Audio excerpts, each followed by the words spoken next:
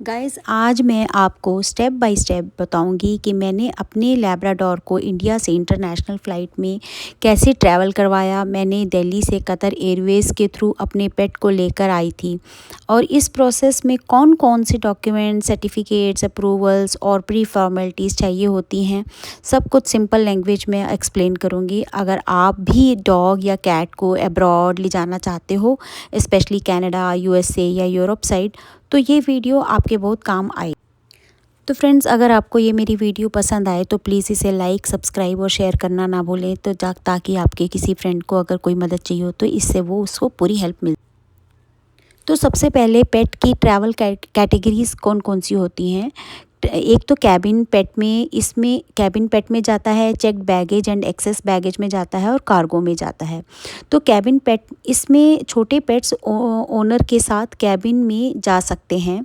Usually wait limit around 7 से 8 kilo होती है, इंक्लूडिंग कैरियर होता है। और लेब्राडोर जैसे बड़े डॉग्स कैबिन में अलाउ नहीं होते। नंबर 2 आती है चेक्ड बैगेज या फिर एक्सेस बैगेज। इसमें पेट एयरक्राफ्ट के टेम्परेचर कंट्रोल पेट एरिया में ट्रैवल करता है।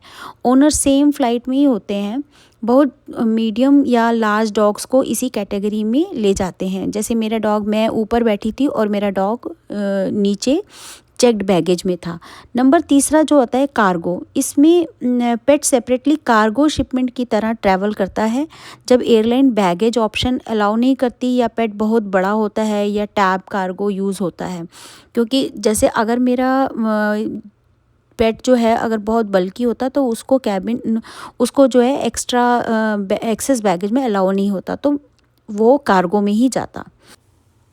मैंने कौन सी कैटेगरी यूज़ की, मेरा लैब्राडोर बड़ा डॉग है इसलिए कैबिन पॉसिबल नहीं था। मैंने कतर एयरवेज़ में पेट को चेक्ड बैगेज पेट होल्ड सेक्शन में हुक किया था। ये एरिया नॉर्मल लगेज जैसा नहीं होता, पेट्स के लिए टेम्परेचर कंट्रोल और प्रेशराइज सेक्शन होता है।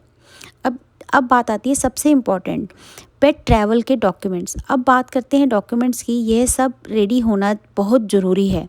वैक्सीनेशन सर्टिफिकेट, डॉग के सारे वैक्सीनेशन अपडेटेड होने चाहिए, specially rabies vaccine, rabies vaccination record. Rabies vaccination international travel के लिए मैंडेटरी होती है।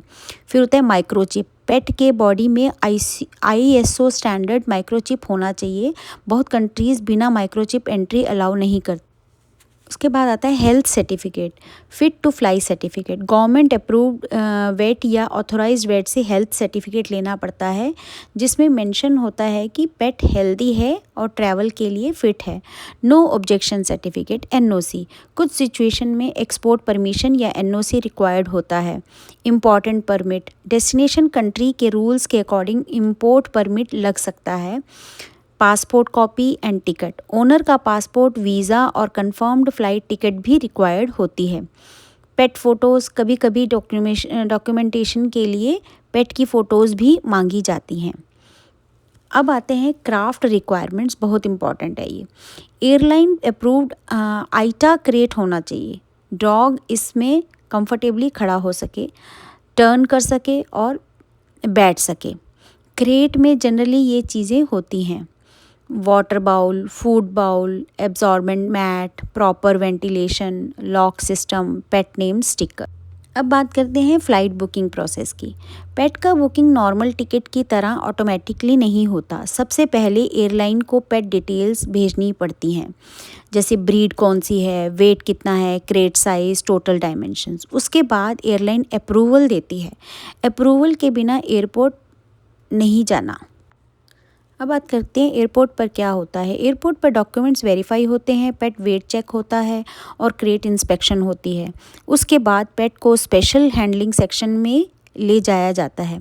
ऑनेस्टली बताऊं, ये मोमेंट बहुत ही इमोशनल था मेरे लिए, बिकॉज़ फ़र्स्ट टाइम पेट को फ़्लाइट में भेजना थोड़ा स्ट्रेसफुल तो होता है। थोड़ी टेंशन भी रहती है कि सब कुछ ठीक ठाक से हो जाए, और मोमेंट सबको छोड़ना और अकेले उसको लेकर जाना बहुत ही भारी था ये मेरी।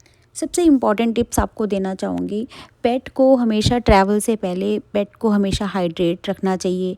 हैवी फूड फ़्लाइट से जस्ट पहले नहीं देने चाहिए।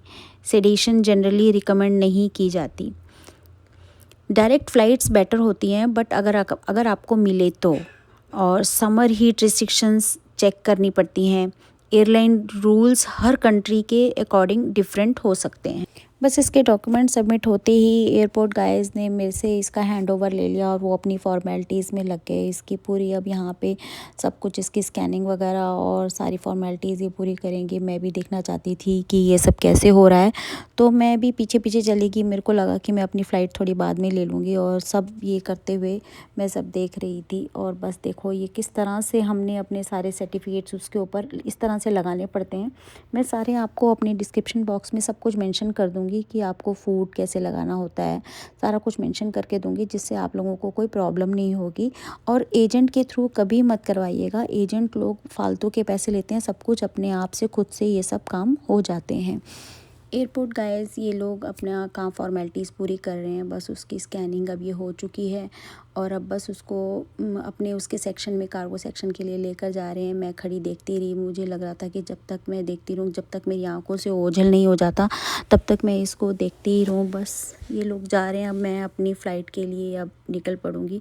ये लोग अपने उसको सेक्शन में ले जाएंगे और मैं अपनी फ़्लाइट लेने के लिए मैं चल पड़ूँगी यहाँ से। तो बस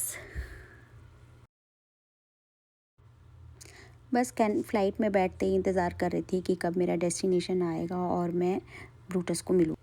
बस इंतज़ार करते करते कब कनाडा पहुंच गए पता ही नहीं चला। और कार्ट मुझे जहां पे मेरा लगेज मिलता है वहीं पे मिल गया था। ब्रूटस का कार्ट कनाडा में पोर्टर आ चुका था। पोर्टर ने ब्रूटस का कार्ट हैंडल किया और मैंने अपने लगेज का, और वहाँ पे दोबारा से मेरी सारी सिक्योरिटी हुई, सारे इसके सर्टिफिकेट्स वगैरह चेक हुए। और उसके बाद बस मुझे मेरे हस्बैंड मिले और हम लोगों को शांति मिली कि हम लोग ठीक ठाक कनाडा पहुँच। अगर आप भी अपने पेट को इंटरनेशनल फ़्लाइट में लेकर जाना चाहते हैं, तो और आपके माइंड में क्वेश्चन है तो कमेंट्स में पूछ सकते हो। अगर ये गाइड हेल्पफुल लगी हो तो वीडियो को लाइक और शेयर ज़रूर करना।